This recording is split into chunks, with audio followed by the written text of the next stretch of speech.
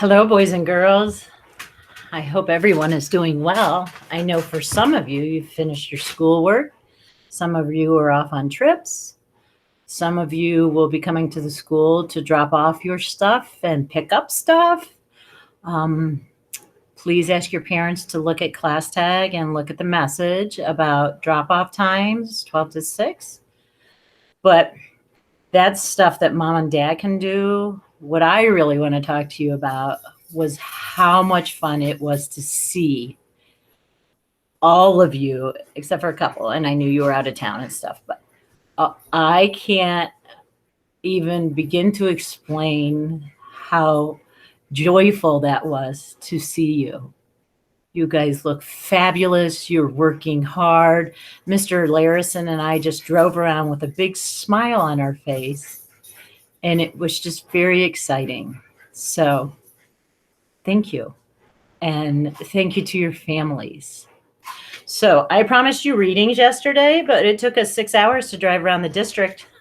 And so by the time I got home, I was a little tired. And so today I'm going to read The Gigantic Giant Goof-up, Chapter 21, in which Lavender takes flight. Sometimes it's hard to find the right words to say sorry. Perhaps if greeting cards existed in the land of the giants, that might have helped. But to be honest, Eliza was never really going to find one that read, "So sorry for turning you into a massive pigeon." Eliza had to say something, though.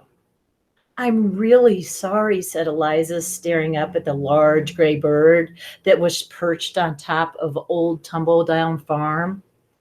"All you wanted was to be a tiny creature like Thumbelina. Instead, you ended up as, well, as this." "Coo," cooed Lavender. "I really didn't mean to do that." "Coo." "Is that an angry coo or an I forgive you coo?" said Eliza hopefully. "Coo," cooed Lavender. For a moment, Eliza was quite glad that Lavender couldn't currently talk. "It was an accident," said Bonnet, who had come to see what all the shouting was about. "Really, Lavender, it suits you," he said. "And on the bright side, now you can fly and speak pigeon, which might be fun if you ever meet another pigeon," he said uncertainly. "Coo," Lavender replied. Bonnet didn't know exactly what Lavender was saying, but he had a feeling that she wasn't very impressed. "Coo," cooed Lavender again. Eliza's face lit up. "But of course, everything's going to be fine. I've still got the holy Eliza yelped as Nibbles appeared out of nowhere and launched herself at Lavender. As Lavender fluttered out of reach, Nibbles crashed into the house, leaving a large monster cat-shaped dent in the wall. Nibbles leaped away, snarling, and then crouched low, her eyes fixed on the tasty-looking pigeon, now hopping from one foot to the other in front of the house and looking distinctly ruffled. "Get back, Nibbles," Eliza shouted, putting herself between her sister and the giant hissing beast. Behind her, Bonnet was flapping his arms, and behind him, Lavender was flapping her wings. Flap, flap, flap. How do wings work anyway? Like this?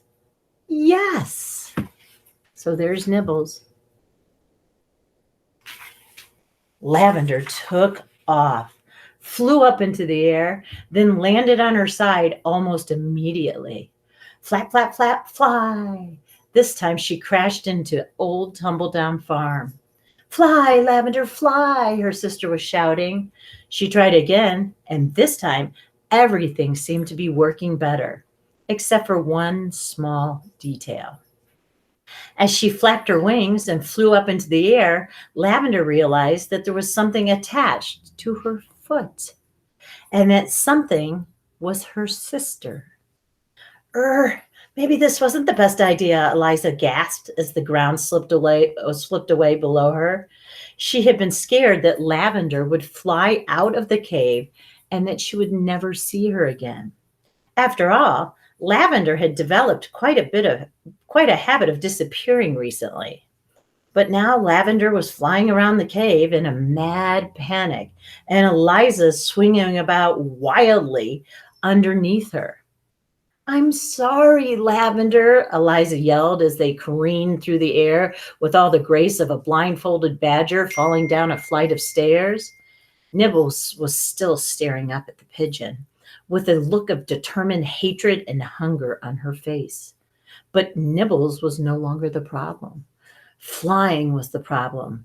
Eliza shut her eyes as Lavender flew straight up in the air, then dived down and started a series of acrobatic loops that most ordinary pigeons would have been quite proud of.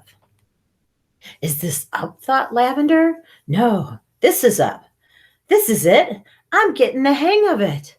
I'm getting it. Yes, I can fly, she thought, just as she crashed, beak first, into two big wall of weapons.